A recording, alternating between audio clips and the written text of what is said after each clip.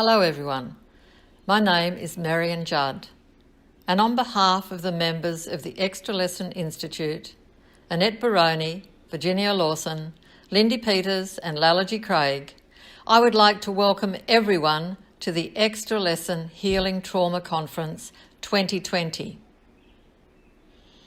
The theme of the conference is the importance of attachment and respectful relationships in nurturing a foundation of resilience across the lifespan.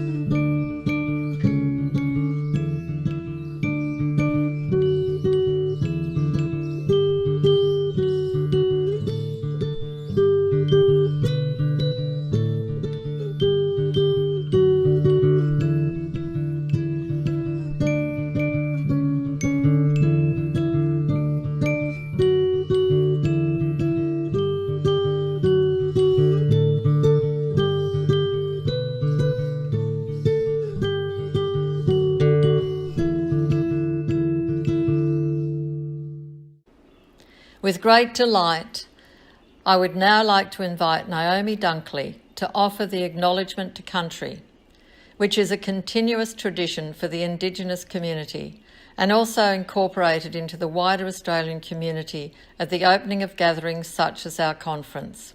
Welcome, Naomi. I would like to acknowledge the Ngunnawal people, the traditional custodians and owners on the lands and water on which I sit as we gather here today, and I pay my respects to the elders past, present and emerging. I offer you my respects to the traditional people, the first people of the land in which you're sitting too today. It's important for us to embark on this very unique and learning journey, the Extra Lesson Institute Conference, Healing Trauma. I would also like to extend that acknowledgement to any and all First Peoples of your nations joining us today. Canberra is in Ngunnawal country. The Ngunnawal are the Indigenous people of the region and its first inhabitants. The neighbouring people are the Gundungurra in the north, the Nagario in the south, the Yuin on the coast and the Wiradjuri inland. As you know, my name's Naomi. I have connections to Gamilaroi Nation of Aboriginal peoples. I'm fortunate to work with Professor Dennis Foley. Dennis is an Indigenous Australian scholar well known in research circles in his growing discipline of Indigenous entrepreneurship. His matrilineal links are with the Gay Marigal in the northeastern edge of the Sydney Basin, and his patrilineal connections are with the Wiradjuri on the Turin River region, which is just northeast of Bathurst in Western New South Wales, if people know their geography in Australia. Dennis is a researcher in the Canberra School of Business, and I extend his apologies to not being able to be here today and acknowledge that he is deeply interested to contribute to the conference. Like the other speakers, Dennis has life, he's got stories and studies to share toward the healing of trauma. I thought I'd share a quick poem that describes the Aboriginal connection and spirit to the land, and I dare say this could be said for First Peoples anywhere. This was written by an Aboriginal Australian. It's titled The Land. We have walked on the land for the thousands of years. We are caretakers of the lands. We are not owners of the land. We are one with the land. We hunt on the land. The land feeds us. We make uses of the land. We have cultural ceremony on the land. We have all-embracing knowledge of how the land changes and how to adapt to the land. Adapt to that change. We know how to read the land. We communicate with each other concerning the land. The land is a part of our dreaming. May me reflect and consider on the importance of the theme, as Marian said, the importance of attachment and respectful relationships in nurturing a foundation of resilience across the lifespan, and the genuine effort towards inclusion as a foundation to supporting all people to be their best selves. It's about two hands out, to offer, to give. Nurture is the support, and it's a foundation of resilience. It's our combined footprints that impact how we give and how we receive. And I particularly would like to acknowledge Marianne, who my children and I secretly call Magic Marianne, and the whole Telly team for seeking to embed and acknowledge First Peoples of the world within the conference. In Australia, Aboriginal and Torres Strait Islander people have experienced significant exclusion from Australian society for many years, and that can be said of First Peoples from around the world in their country. Unfortunately, many non-Indigenous Australians have not had the opportunity to learn about and celebrate the rich cultures of Aboriginal and Torres Strait Islander people. And to that end, this has contributed to some disparity between Aboriginal and Torres Strait Islander and non-Indigenous Australians that persists today. Acknowledging First People in events like this is a part of ending exclusion, which is what I see this conference doing. It's the opposite of exclusion. It's about inclusion. In Australia, recognising First People as custodians of their land, it importantly promotes the history and the culture of Indigenous people. And this increased awareness will help us create a more united community that celebrates and embraces First Australians.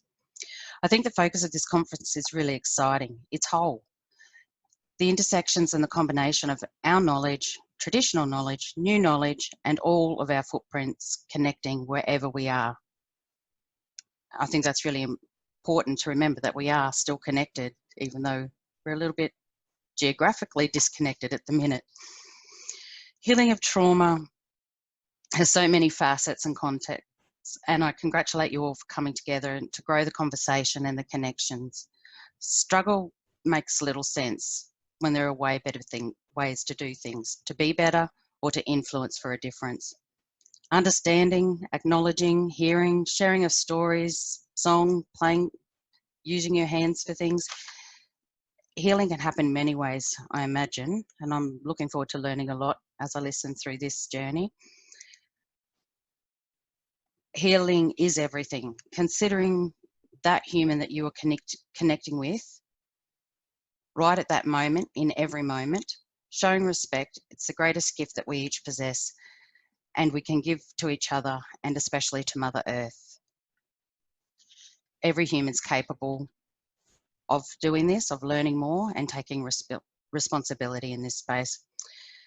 I'll let you go and hear from the other exciting, well, not other, all the exciting speakers, and wish every success to all of you. Yana.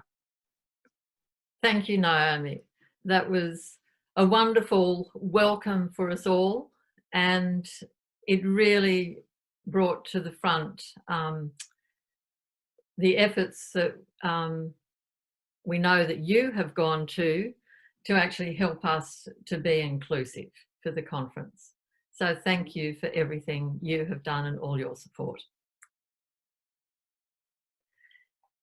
Now I'd like to dedicate the conference to Audrey McCallum. Audrey was born in England in 1920, and it was her vision and inquiry into understanding children, which is the foundation of Extra Lesson, which is now spread to many countries across the world. And this year is the anniversary of her 100th birthday. Audrey lived out of anthroposophy, or Steiner's philosophy, and her curiosity and desire to understand led her to the early research into neurobiology of the human being.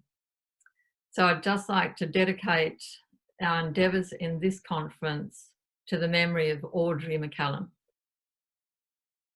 And as a group, the Extra Lesson Institute members have held the intention over at least 3 years to deepen their understanding of trauma and ways of healing, so that this conference could come to fruition. And here we are. It's now a reality. So we'll get into the flow of the conference, where we'll take turns to invite the speakers to introduce themselves and their webinars. And Kim will be the last speaker in the lineup, and then she will give an overview of her webinars and give an orientation to the Healing Trauma Conference. So firstly, it's my delight to welcome Dr.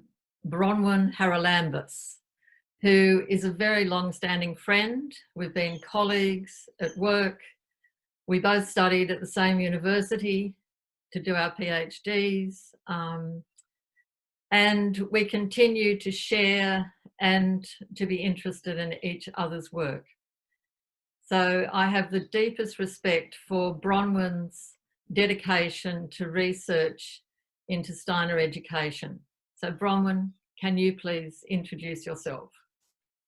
In my lecture, I focus on the topic love as a way of knowing. This theme springs directly from my doctoral research, where I explored the practice and the philosophy of Arthur Science's contemplative inquiry. Arthur Science, in turn, was inspired by Rudolf Steiner's philosophy or anthroposophy, which means the wisdom of humankind. We are very well acquainted with the idea today, thanks to the New Age, that thought is a reality and that the way we think can influence our lives both positively and negatively. Arthur Science's contemplative inquiry takes that idea one step further to include love as a cognitive force. At the same time that I enrolled in my PhD, I enrolled in a counseling and psychotherapy course. I was not sure why I was doing that. I was fairly intrigued at myself. But with the benefit of hindsight, I can see that these two pathways of learning have interacted with each other and reinforced each other. And it is out of their lived synthesis that I'm able to offer the lecture, Love as a Way of Knowing. I suggest, in my lecture, I suggest that contemplative inquiry, the exercises that Arthur Science runs through and that I offer in my lecture, can support parents, teachers, and healing therapists to come and know children on a deeper level. And in this way, to strengthen attachment, help children to be more resilient and strong, and to have purpose and direction in their lives. I have an unusual passion. I have a passion to know how we know, a passion for epistemology, and this is partly what has motivated my learning journey for a lot of my adult life. One of my main arguments in my thesis is that the scientific method is fatally flawed. It's a rather brave and courageous stance to take, and maybe a foolhardy one. In no way do I criticize science and the method of science, which has brought us the most spectacular human advancement. But I do suggest that most scientists will acknowledge that they use imagination, inspiration, and intuition in their work, and yet it is not embedded in the method, which only includes observation and rational thought. Scientists indeed need to use imagination to form their hypothesis in the first place. And so I think Arthur Science's contemplative inquiry offers another way of knowing, a woman's way of knowing, so that not only does it have the capacity to help us to heal trauma and to build attachment, it helps us to build our imaginations. I'd like to say something quickly about myself. I was a Steiner teacher that was my main career. I taught in the Irana as a pioneering high school and then in the senior college. I then left and undertook a master's in educational leadership and then my PhD studies. So Rudolf Steiner's philosophy has informed most of my adult life, and I've been very interested to try and place his ideas in a contemporary context. Today, I teach at the University of Sunshine Coast in the graduate certificate in Steiner education. I have a family, my husband and I have a family of 4 beautiful children and now 4 wonderful grandchildren. We now have settled on Budrum on the Sunshine Coast, and I'm enjoying my time up there. I hope you enjoy the lecture that I offer for this webinar. Thank you. Thank you, Bronwyn. And now to our next speaker, Joanne McIntyre. Yes. We met in the USA when Joanne was living there at several of the ILS conferences. And that was where I first heard Kim talk. And I find Joanne a great source of a diverse range of research, and thoroughly enjoy our discussions and observations of our work and what some of the research means. So over to you, Joanne. Thank you, Marian, for that introduction, and thank you again for inviting me to be part of the Healing Trauma Conference. And thank you for bringing up that memory of where we did meet at the ILS, I think, advanced training, and the conference where we both got the pleasure of hearing Kim speak. That was my first time of hearing Kim speak. I think it was about the neurobiology of listening, and it was so interesting. So I know we're in for some treats for our conference. So I am the clinical director at Integrated Listening Australia. We're the official distributors for Australia and New Zealand for ILS and Unite. We provide education and support across the different neuroregulation tools that we offer. I also host the Safe and Sound Protocol podcast of polyvagal informed therapy, which can be heard on most of your major platforms such as Google Play or Spotify. And many of the interviews are also uploaded onto YouTube. So if you like to actually watch interviews versus listen along. My goals for the podcast were not only to discuss the Safe and Sound Protocol and polyvagal theory, but was really to get other guest speakers on board to talk about other complementary theories, neuroscience, and other interventions to really help practitioners or individuals and families to optimize their health and their healing journey. I did live, Marian mentioned that we met in the States, in Denver, but I did live in Florida for 23 years. No, I don't have an accent, but each of my children do. I had a private practice there, but then I was lucky enough to become an ILS instructor. So I got to travel across the US and Canada teaching the ILS focus system. So hence my connection to my role now since returning to live back in Australia. I am an occupational therapist. I also completed a master's in psychology and currently a PhD candidate enrolled at La Trobe University in the School of Psychology. My research involves conducting a randomized controlled clinical trial investigating the Safe and Sound Protocol. The Safe and Sound Protocol, also known as the SSP for short, so that's how I'm going to refer to it from now on, was an acoustic intervention that was developed by Dr. Stephen Porges. The development of the SSP is really an extension of his lifetime research that resulted in the groundbreaking polyvagal theory, which leads me to my topic of my first presentation. I will be providing an overview of the polyvagal theory, but my goal is to really link that to the main themes of our Healing Trauma Conference: attachment, respectful relationships, and resilience throughout the lifespan. I really feel that a foundation in the polyvagal theory and understanding the biobehavioral underpinnings of psychological state and behaviour will really help you have a deeper understanding of what the other presenters will be offering throughout the conference. I hope you join my second session because it really builds upon the first.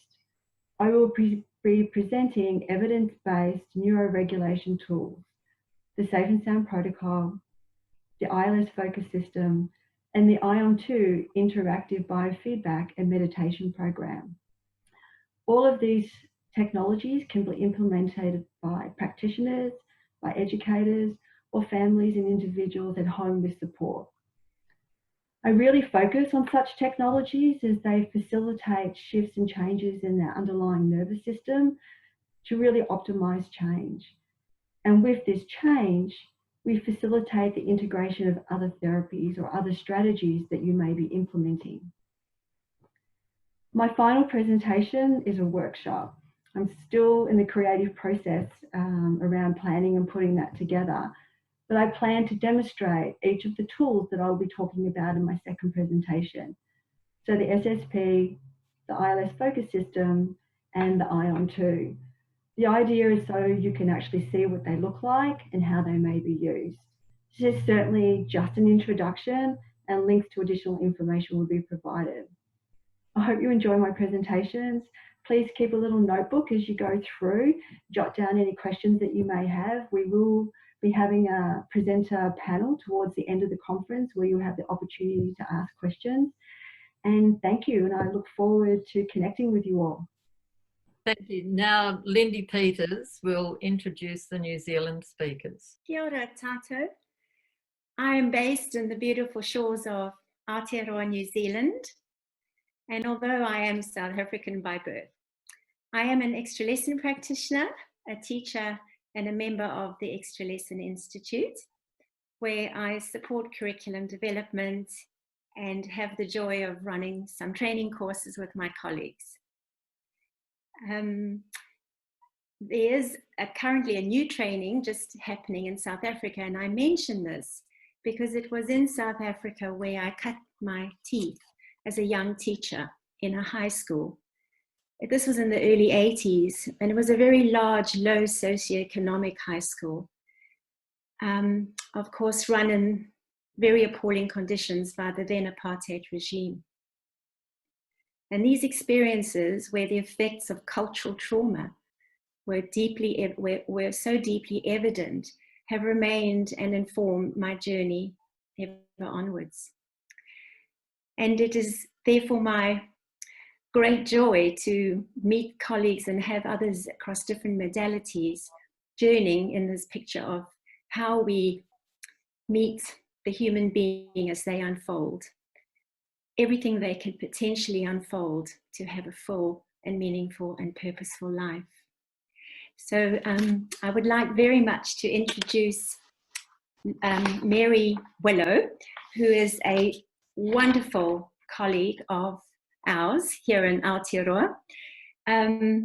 Mary has lived in other parts of the world, including Canada, and she'll tell you more about that, but we're lucky enough to have her here in New Zealand as a great support for the work. Mary has in fact developed a very critical body of work that involves parent support, an area that requires so much consideration today for the challenges that parents face in the modern world. So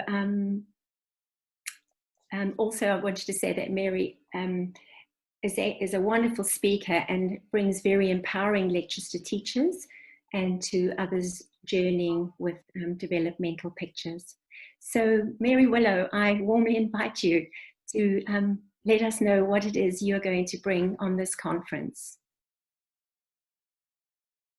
Thank you so much, Lindy. It's wonderful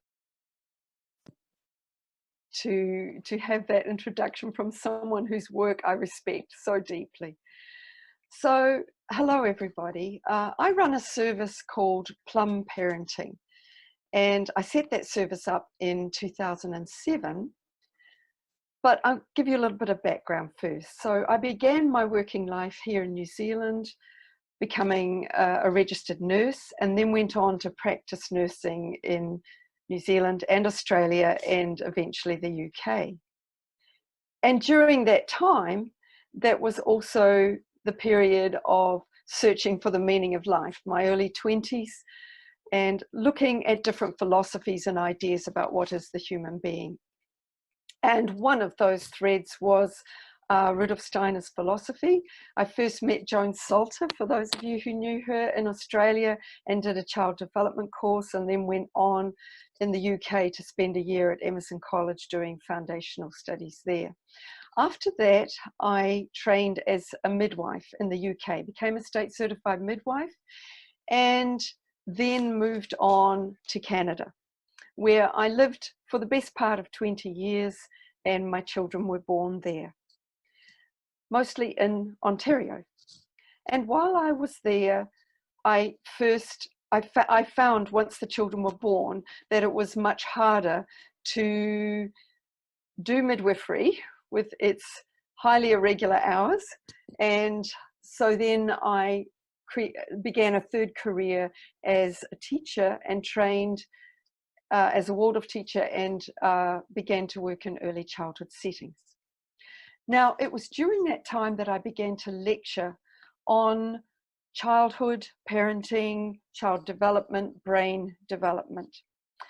And very interesting moment in my biography was that the very first lecture I was asked to give, which was on the subject of fear, I began preparing it in the first week of September 2001, living in Toronto.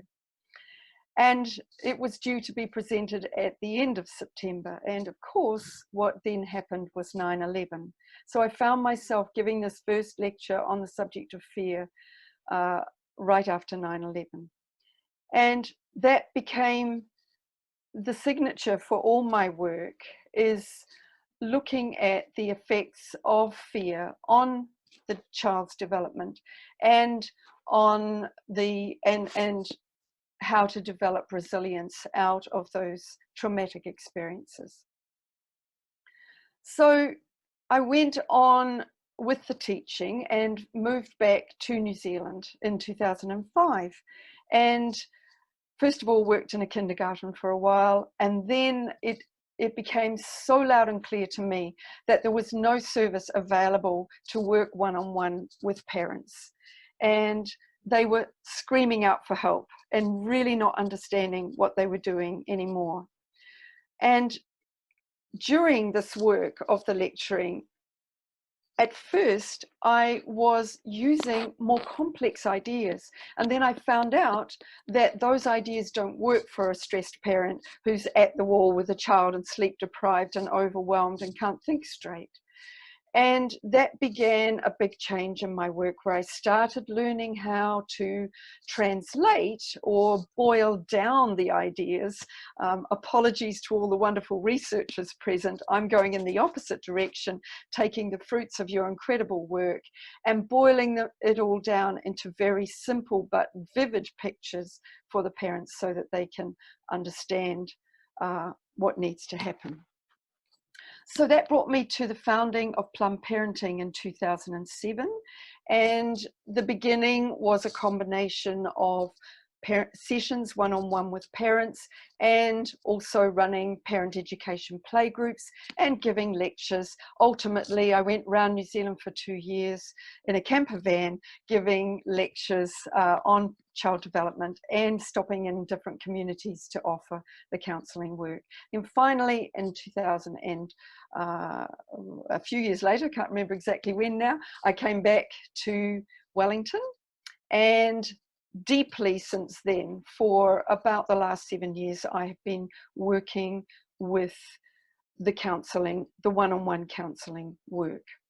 So during that time, I have developed a way of working that almost happened accidentally at first, but has turned out to be very, very positive. And that is that I don't work with the children. In fact, I often never meet the children. I work with the parents, because when I go in and look at a child and observe a child, then I end up saying, oh, I see very clearly what needs to happen here, and this is what you could do. Instead, I send the parent to go and look at the child and ask them to bring their observations back to me. So in that way, I'm creating new eyes in my parents, a new vision, a new way to see what's going on in the child. And then they can understand, why is this child behaving like this right now? And what is it that I can do? So the work has become 7 core modules. Number 1, what is the child? What is brain development all about? Number 2, what is the role and the effect of fear in that development?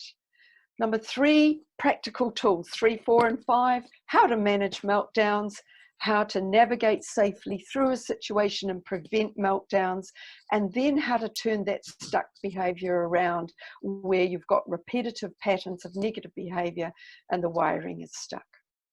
And then we go on to how to set everybody up for success. I call that shaping the day. And that is where I teach the parents what they can do to put everybody, children and parents, in the right place at the right time and the right condition to bring out the best of everybody and settle the fear down into the background on our way towards resilience. In that process, Module 7 is very much devoted to the co-parenting relationship or the solo parent challenge, and I teach them a lot about that. And in this process, I do deep work on the temperament, understanding the complexity of the temperament of the children and the adults, everyone in the family, and the dynamic going on between those temperaments. And of course, in that process, we are solving the specific problems that they came to me for in the first place. So this is a course that all of them do right at the beginning. Once they've done that course, they're on my books, and they can come to me then at any time, even years later, for a one-off session. So that brings us to what is my talk going to be all about to you. It's simply going to be to give you an overview of what I do, to take you into some of those core ideas and into some of those anchor points of my work, and give you a little taste of the journey that I've been on. So thank you very much to all these wonderful presenters, to you, our audience, and I look forward to meeting you in the talk.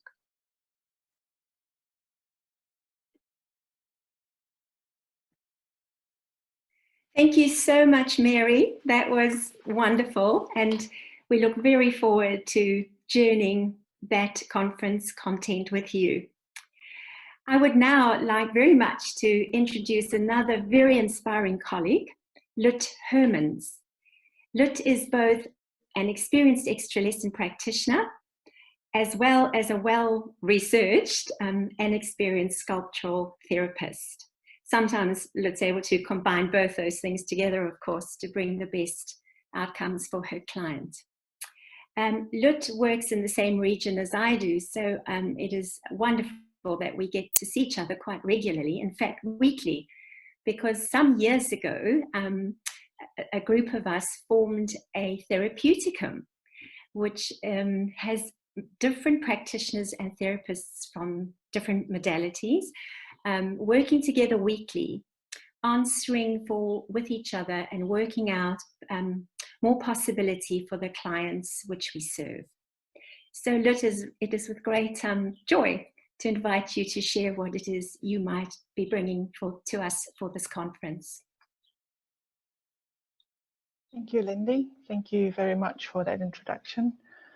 My name is Lute Hermans, and my ancestral ground is in Belgium, where I grew up and was born, 2 kilometers from the border with Holland, but just on the Belgian side of it. In Belgium, I trained as an occupational therapist in the 80s and worked there for about 7 years in a community based on Steiner's philosophy, with children and adults with developmental and intellectual disabilities and delays. And there my interest grew in what the therapeutic effect of form would be as an art form, sculpture as an art form, rather than the more prevalent or more widely used painting and color as an art form, as a therapeutic medium. That eventually took me to Emerson College in England, where I did in the 90s a sculpture training, a 3-year full-time art training, sculpture in sculpture.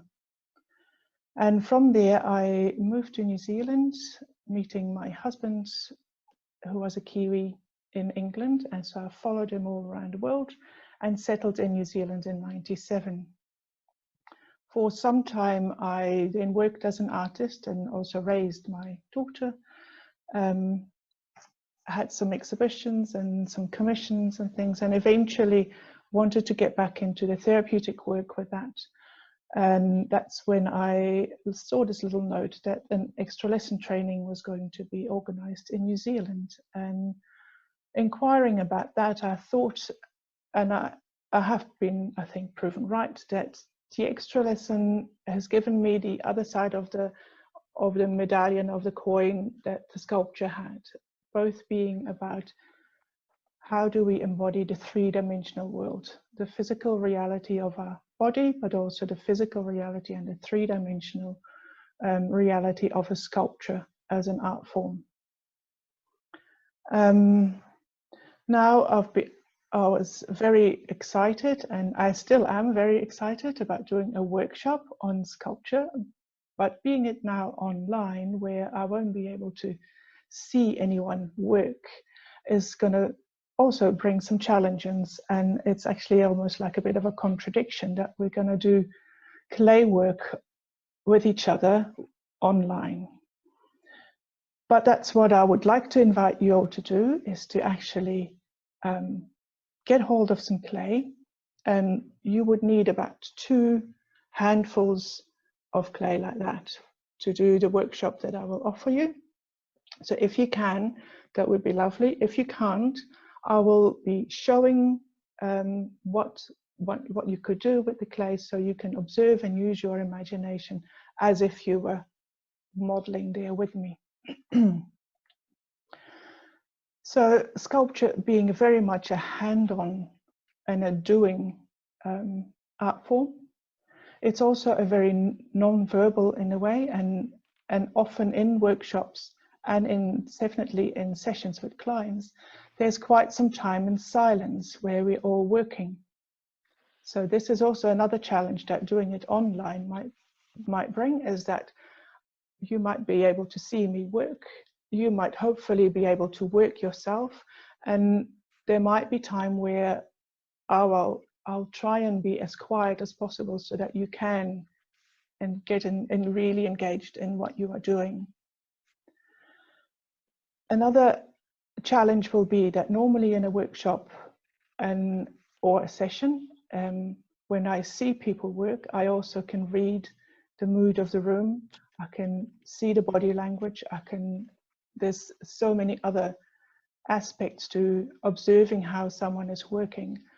I won't be able to see any of that. So that, in a sense, becomes a bit your responsibility when you are doing the workshop, that you notice for yourself what is happening in your body and in the mood and in your thinking, in your feeling. You will be given a handout. So I have, in a way, written up the notes that you might want to take, that I think you might want to take, so that you can, for the duration of the workshop, just keep your hands in the clay and keep busy. And so you can then go back to the handout and see afterwards what else you might want to add to your own note-taking in that. If I go too fast in the workshop, you can pause click on the pause button, so you can take your own time. It's important that you can find your own rhythm and your own pace in what you do with the clay. As we will be doing, I will not just tell you what to do and then that's it. I will also try and explain what's happening. So when a lump of clay like that is turned into, for example, a shape like that, physically it is still just a lump of clay, but we have transformed it, we have done something to it. And what happens when we do that? What happens in ourselves, in our own physical body, in our neurology, in our emotional states, in how we engaged in the present when we are transforming matter, a lump of clay, into a seemingly living and moving form. So I'll talk you through that. I'll also talk you then through what the effect of that can be on the person sculpting. So for example, a client. And the little basic exercises I'm going to show you and ask you to do, I have done with children from 7, and I've done them with adults all the way up to in their 60s. So it is a very basic, simple set of exercises that you can then do with whoever you meet in your work. I will also during that time try and bring the connections back to the theme of the relationship and the trauma, and how working with sculpture can then actually help or alleviate some of the effects of trauma. And I will also try and give you some indications of where it is a good thing to use, but also where you might have to tread carefully by using sculpture. It's not necessarily the best therapy for everyone out there, because it can also because we are getting right into the physical, and because trauma often sits there in the physical, it can also trigger traumatic memories. So we have to be very careful when we are working with clay in that way. So I hope you'll join me in the workshop. I'm looking forward to it. It's going to definitely be a challenge. You can revisit the workshop, the video of it several times. So if you want to go over it again, do it again, you're welcome to do that. And as was mentioned before, if there are questions that come up, you can send them in, and hopefully we can come to a dialogue and see if we can bring some answers. Thank you very much. And back to you, Lindy. Thank you, Lute. That really sounds exciting. And yeah, I just have to make sure I can get some clay. I'd love to actually be working with the clay while you're doing it. It would be a lovely thing to do, an online clay workshop. So thank you so much, Lute. And I would now like to invite another wonderful colleague, the Extra Lesson Institute colleague, Annette Baroni, to introduce some of our next presenters. Over to you, Annette. Thanks, Lindy. Hello, everyone. It's great to see so many faces of people that I've met in my years of working on the training faculty. As most of you know, I guess I came across Extra Lesson through my brother, one of my brothers. I was lucky enough to take him to Extra Lesson sessions years ago, where I met Laliji Craig, who pioneered the work here in Australia. And then he went on to work with another Annette Zab, and she took him through some sessions. And in my work, I've been trained as a psychologist, a mainstream school teacher, and then later on went to do extra lesson work and learning support work in a Steiner school for a number of years. Currently, I work in my own private practice and still work in a mainstream school system carrying out cognitive and educational assessments. As Lindy mentioned, I'm a member of the teaching faculty and have been for over 20 years after I completed my own training very early on in my studies.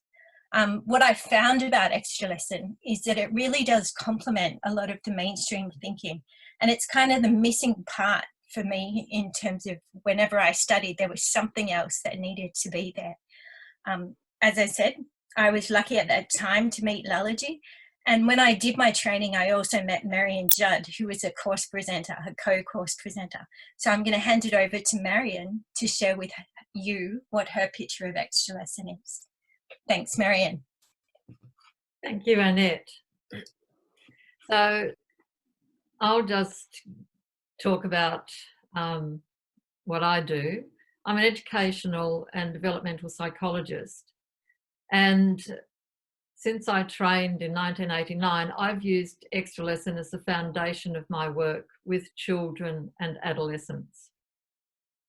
I'm also a counselling psychologist, and I'm using EMDR, which is a well-recognised trauma therapy, and it's also quite applicable to lots of other situations for children.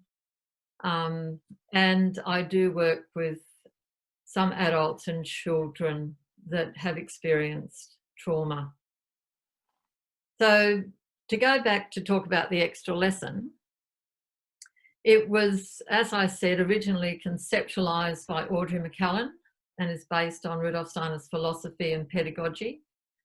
And Audrey lectured and trained people in England, Europe, the USA, Australia and New Zealand. And in 1989, Lalage Craig brought Audrey to Australia because they had an extremely close bond.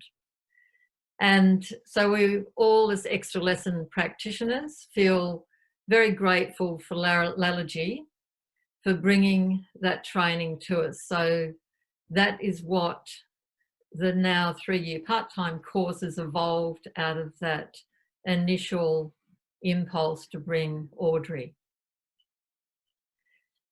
And to complement the training, we also have a professional association, Appella, to provide ongoing support and to give us connection with each other, a platform to be able to share experiences and to discuss cases, to inform each other of, you know, other directions in thinking.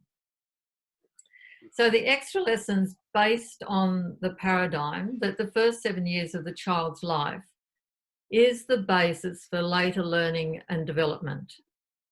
And it's during that early, from 0 to 7, it's the child's task to acquire a sense of their own body geography and spatial awareness so that they can fully participate in the 3-dimensional world. So remember when Lute said it was the complement to the art therapy, the sculpture work, because we live in reality in a 3-dimensional world, although at the moment we're experiencing something a little bit different. We're experiencing that in isolation, which is a very different experience. And this period of life in the child's growing is the major development of their senses. So this would mean their sense of touch, movement, balance, sense of vision, what they see and understand, and listening and auditory processing. And these form the foundation for other senses so that we can have a sense of word, so that when we can develop an understanding of language and thinking. And also, all of this development helps the child develop the sense of themselves as an individual. And at the same time that the sensory system is developing, they also have to develop a healthy physical body.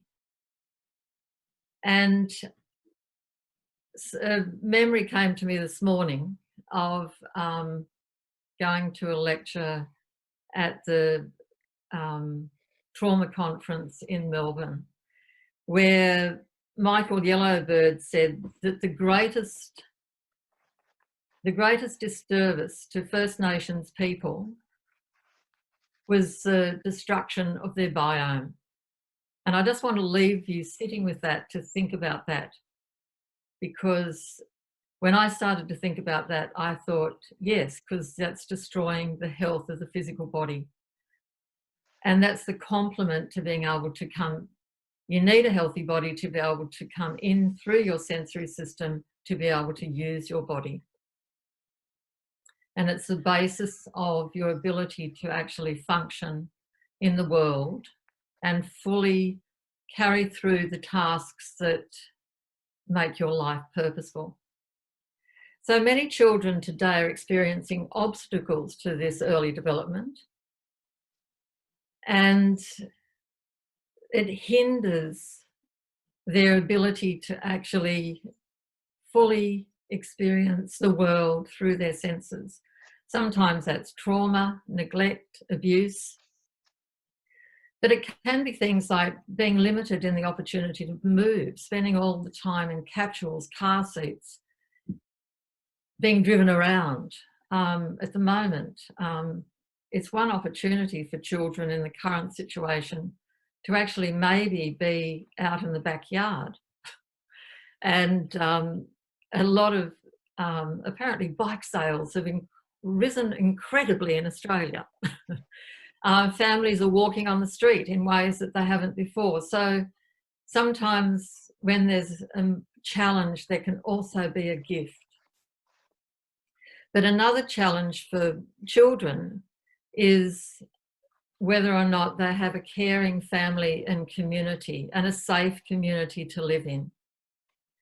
And also another important thing is that they're introduced to forms of learning that are developmentally enriching for the age and stage of development they're at. So through the extra lesson, we work to provide therapy to actually help the children recapitulate those early years of development.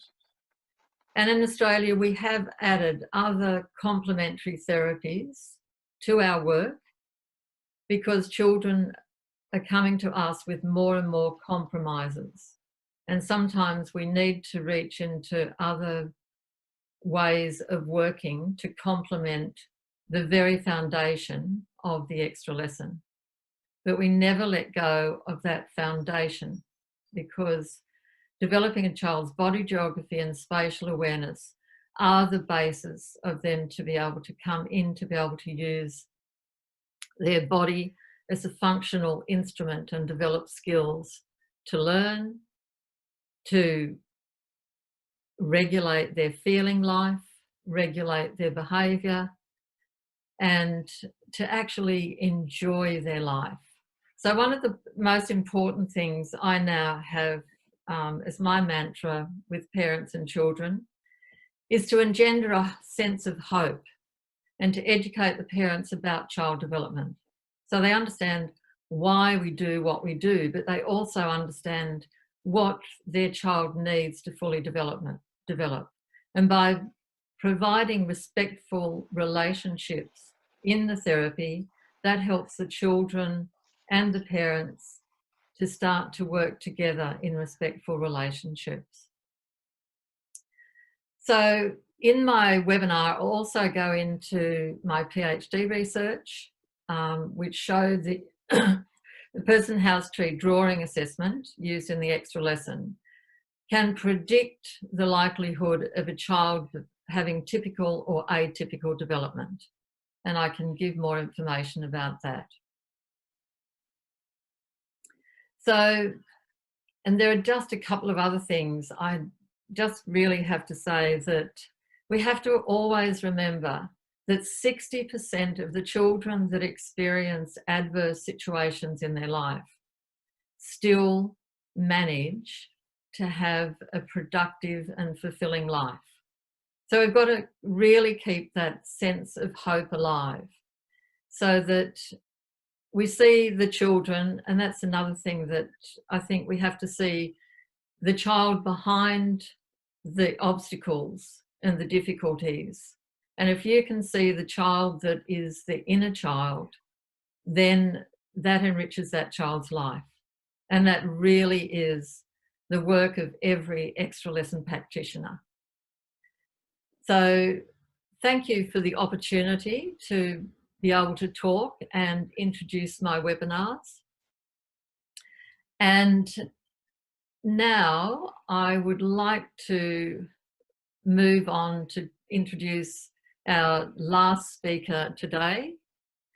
And I wish to express the immense gratitude the extra lesson community feels towards Kim and her partner Bob for supporting us in bringing the extra lesson trauma conference to fruition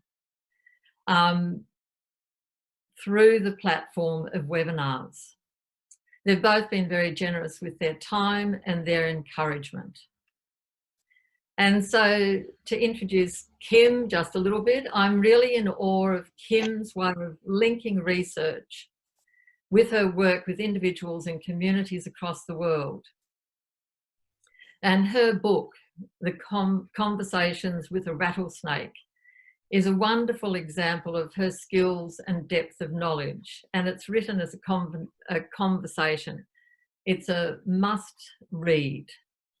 And I feel blessed to have Kim as our keynote speaker at the Healing Trauma Conference. Now, Kim, if you can introduce your webinars. Thank you, Magical Marian, which is what I'm going to call you forevermore. Never has there been a time so important as now to talk about trauma and healing of trauma. We often think about trauma as a function that is unique to only some. But right now, the entire world understands and embodies this concept of what it's like to face adversity, stress, and trauma. So this conversation could not be more timely. I'm an occupational therapist with a very deep love for neurobiology. I began my career, and I never really like to say when, but in the 80s, and I was a student of Dr. Jean Ayres. And on my very first day as a newbie, as an intern in the Ayres Clinic, my first assigned client for the learning of how to do any kind of sensory intervention was Temple Grandin. Temple Grandin, who is a very famous woman, spokesperson, advocate for autism. And Temple Grandin taught me everything I know about what it is like to experience challenges with how your body feels when sensations are not processed in a comfortable manner. Temple Grandin would say things to me like, Kim, stop moving your lips. I'm trying to listen to you. And as a 19-year-old, I would think, I don't know if I know how to do that. And then she'd talk about the fluffies in her socks and the elastic in her underwear and the sound of people chewing. And this became a platform for my understanding of what it's like to live inside a body that doesn't always relate well to the environment in which it lives in. Well, Dr. Ayres said to me one day, Kim, I think you need to go and learn about movement. And I said, okay, whatever that means. She said, it would be a good idea to go and learn neurodevelopmental treatment. So I tripped off to take the learnings of Mrs. Bobath and Dr. Bobath in the United Kingdom, and later became a neurodevelopmental treatment instructor with a deep understanding of how movement unfolds, how the body expresses the spirit through how we move in time and space. I was treating a child who had been born to a mom who was a crystal meth addict. And this child's mom overdosed when he was 3 months old. And he lived on the street in central Canada until he was 8 years old. And it's hard to even imagine that someone could live homeless as a child off the radar screen to a government agency of Ministry of Children and Family Services. But this little guy lived in dumpsters, under people's steps, and moved around from location to location looking for food. And one day he stole a candy bar at the 7-Eleven. And in this action, he was caught on the CCTV camera, which then resulted in his apprehension, bringing him into care. He now had a bed, 3 meals a day, and he was in a classroom. And the teacher said to me, as the occupational therapist, take this kid into your magic lab and do something with him. He has undiagnosed ADHD. And your sensory interventions should be helpful with that ADHD.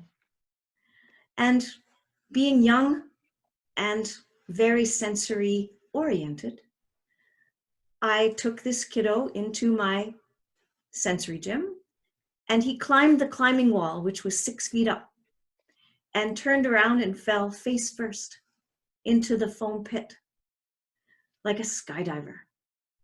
And I sat on the mat and simply watched him repeat this intense action over and over again. Well, at the end of 45 minutes, this boy was lying on the mat in a somewhat contemplative manner, and I was so proud of myself because he looked calm. So proud of myself for what I don't know, because I didn't actually do anything except watch. My perception was that the sensory stimulation had shifted him into what we call a just right state. Well, this young man left my environment, my treatment environment, and went back upstairs to his room where he lived and tried to hang himself.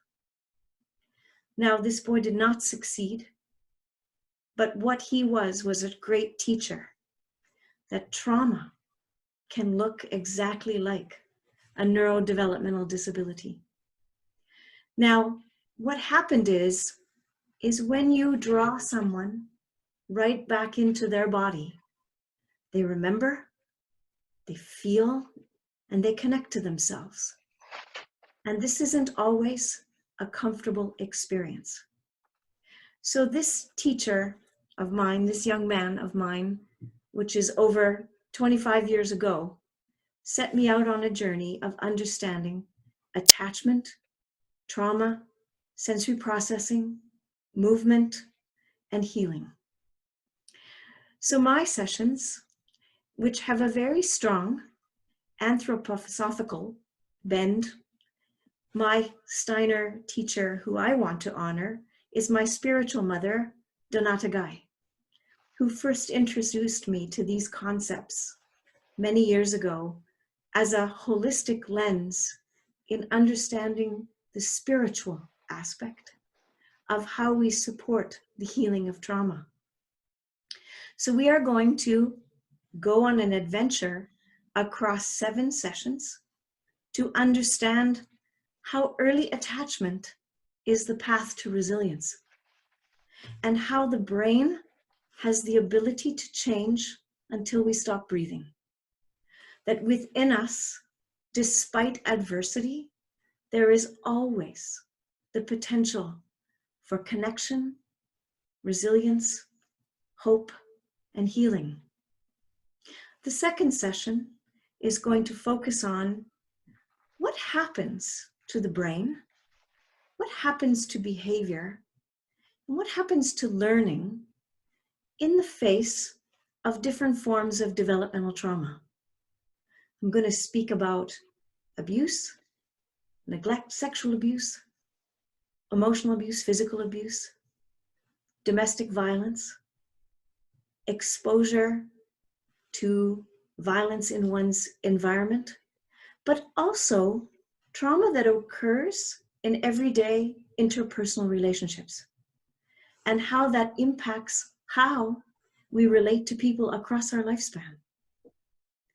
The third session is understanding behavior specifically through an attachment lens.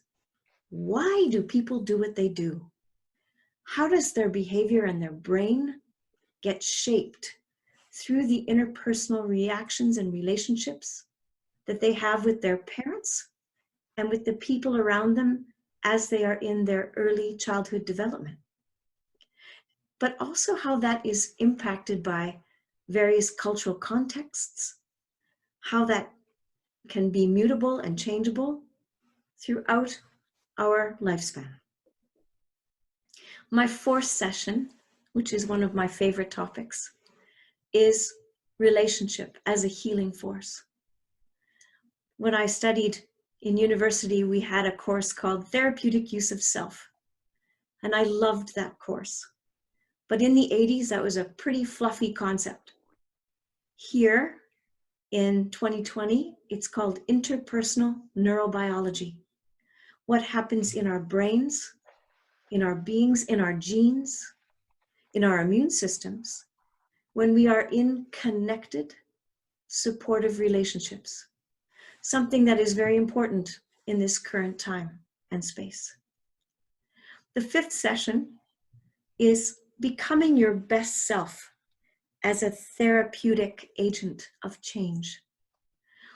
Last year, I was awarded Occupational Therapist of the Year for Canada, and my theme speech was, the only person you can change is yourself. Darn it. And in fact, I would like to call every session that I do that topic. The only person we can ever change is ourselves. How we learn to tolerate our emotions, support ourselves compassionately, how we understand our own triggers, and how we learn to self-regulate so we can better be in positions of supporting those around us. My fifth session is an exciting challenge and opportunity that I can't wait to share, because it's called Heartfelt Thinking, the Waldorf science of healing trauma through Steiner pedagogy. I took on the challenge of attempting in a short lecture to merge my understanding of trauma, healing, and the Steiner philosophy.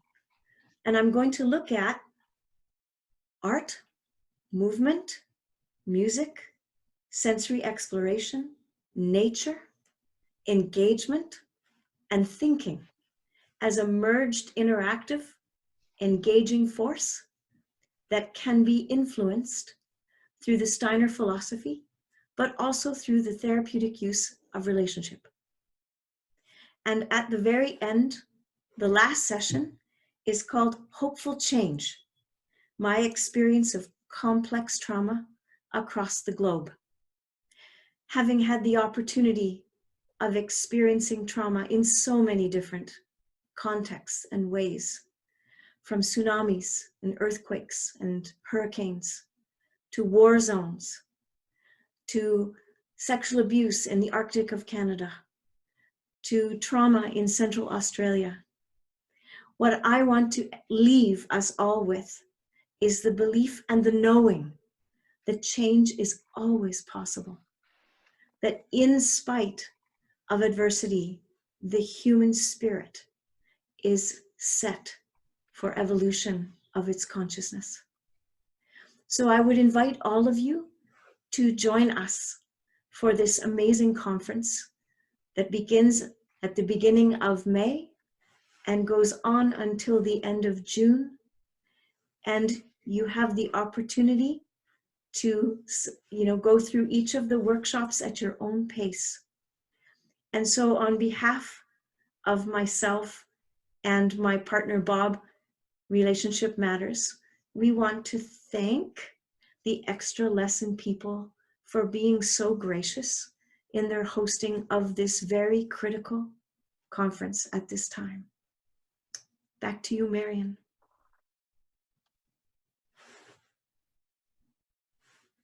Thank you, Kim.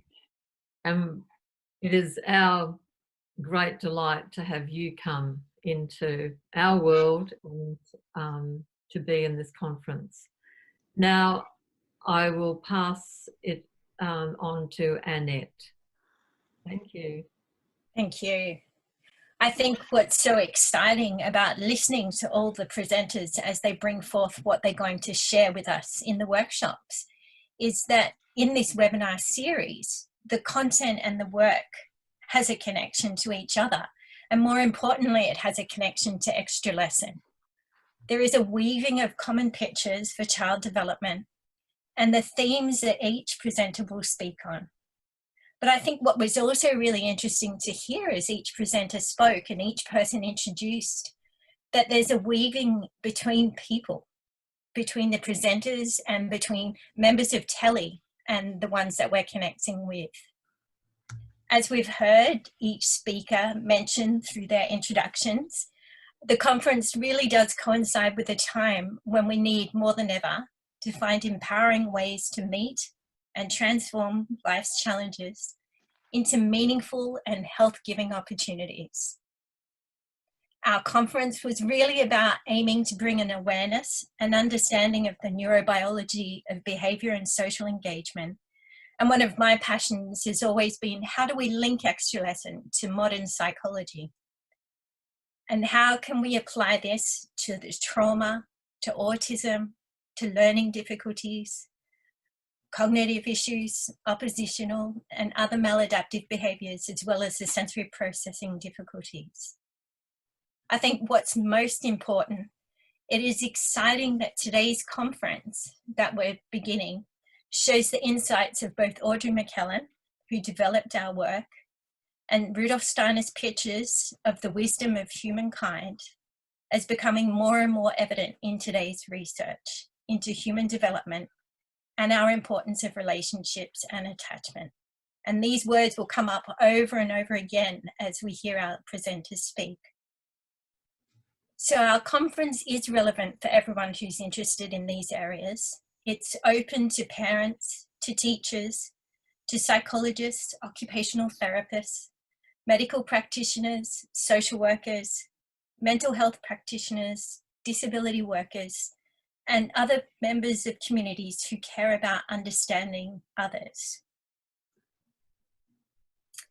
Today's webinar will be available. It has been recorded and it will be up on our website and available for you to go back and revisit, but it'll also be available for you to share with others to let them know that it's there. And it will, as Kim mentioned, the conference itself starts from the 1st of May to the 30th of June inclusive. These will be pre-recorded lectures that you can go back and revisit, spend some time with, digesting the material, and some sessions will be released before others. We will be hoping to have 2 panel sessions in which participants can submit questions prior to these sessions. It will be important for each of us to respect that there is copyright on the lectures, and we ask that conference participants honour this. We will be providing each person who enrolls in the conference with their own password to assist in protecting this intellectual property. I would also like to take this moment to thank Marian McClellan for the music that you've heard in today's session and you will hear throughout the conference, and Deborah Harris for her artwork on the conference flyer that went out on our webpage.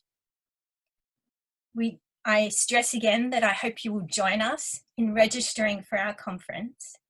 I have enjoyed seeing so many of your faces on here in the webinar and look forward to seeing your names again.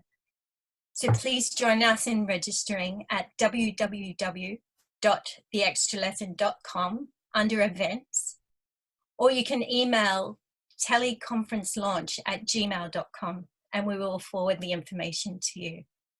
Thank you very much, and we look forward to seeing you in our conference. Thank you.